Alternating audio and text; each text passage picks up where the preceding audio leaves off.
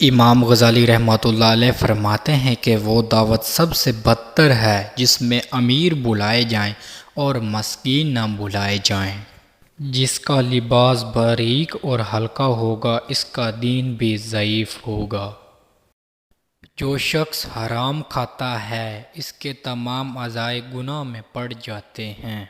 اپنے معاملات سے ہوشیار اور چوکنا رہنا اور سوچ سمجھ کر کام کرنا سعادت کی کنجی ہے۔ جو دوست مشکل میں کام نہ آئے اس سے بچو کیونکہ وہ تمہارا سب سے بڑا دشمن ہے۔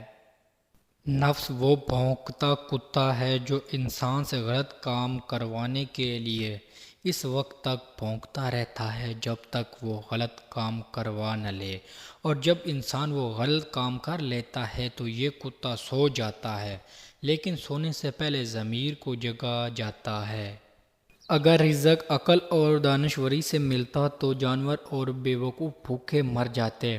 انسان کی تمام پریشانیوں کی وجہ مقدر سے زیادہ چاہنا اور وقت سے پہلے چاہنا، قناعت پسندی کی کمی ہے۔ دنیا نصیب سے ملتی ہے اور آخرت محنت سے، لیکن لوگ محنت دنیا کے لیے اور آخرت کو نصیب پر چھوڑ دیتے ہیں۔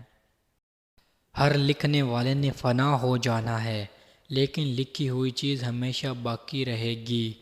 تو اپنے ہاتھ سے ایسی چیز تحریر کر جا جس کو قیامت کے دن تو دیکھ کر خوش ہو جائے۔ اگر تو اس قدر نماز پڑھے کہ پشت خم ہو جائے اور اس قدر روزے رکھے کہ بدن حلال بن جائے، ہرگز فائدہ نہ پائے گا جب تک تم مال حرام سے پرہیز نہ کرو گے۔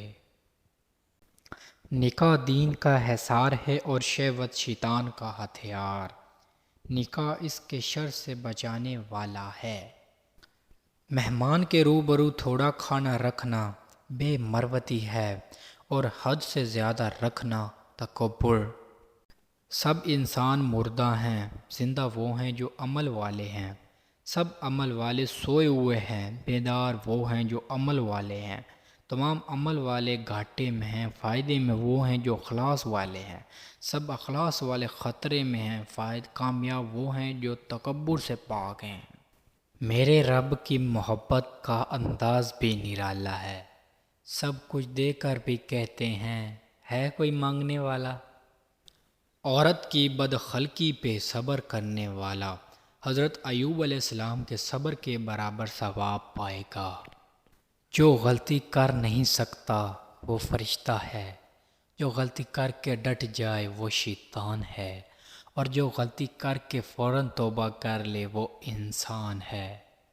عورت میں ایک کمزوری ہے جس کا علاج تحمل ہے۔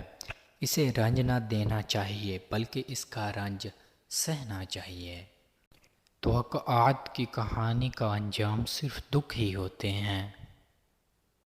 ایک بے نمازی جب خدا سے مل جاتا ہے تو خدا اس کی دوسری خوبیوں پر کوئی توجہ نہیں دیتا۔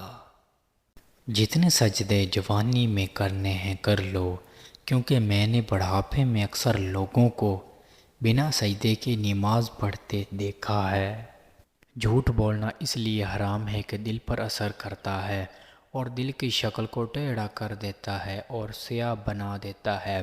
اگر جھوٹ کسی مسلط کی بنا پر بولا جائے مگر میں دل میں اسے وہی جانے تو جھوٹ بولنا حرام نہیں۔ تم پردے میں وہ کام نہ کرو جو تم لوگوں کے سامنے نہیں کر سکتے۔ حاسد دشمن پر پتھر پھینکتا ہے مگر وہ واپسی اسی کو لگتا ہے اور دشمن اس پر ہنستا ہے۔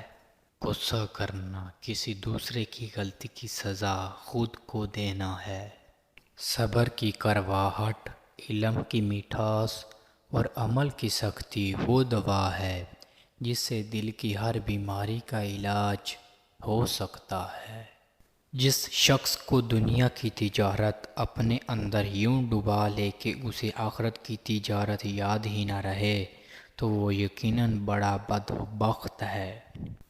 انسان کا سب سے بڑا کارنامہ یہ ہے کہ وہ اپنے دل اور زبان کو قابو میں رکھے۔ کسی کی پہچان علم سے نہیں ہوتی بلکہ ادب سے ہوتی ہے، کیونکہ علم تو ابلیس کے پاس بھی تھا لیکن وہ ادب سے محروم تھا۔ کوئی شخص تیرے دوست کو برا کہے اور تجھے غصہ نہ آئے تو یہ اس بات کی دلیل ہے کہ تجھے اس کے ساتھ اصل دوستی ہی نہیں۔ مومن پر لعنت کرنا اس کو قتل کرنے کے مترادف ہے۔